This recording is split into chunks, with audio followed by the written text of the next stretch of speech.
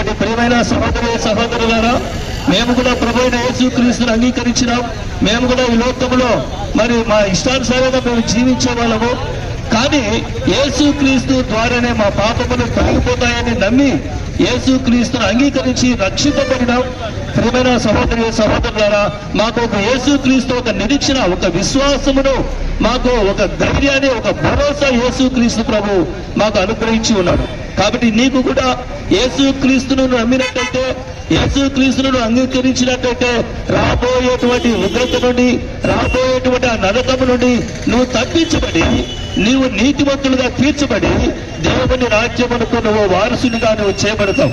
కాబట్టి ప్రియమైన సహోదరులారా, యేసుక్రీస్తును అంగీకరించడానికి ఇదే అనుకూలమైన సమయం, ఇదే రక్షణ దినము. ప్రియమైన వారులారా, ఇది రేపు మనది కాదు. రేపు ఏమి జరుగుతుందో మనకు తెలియదు.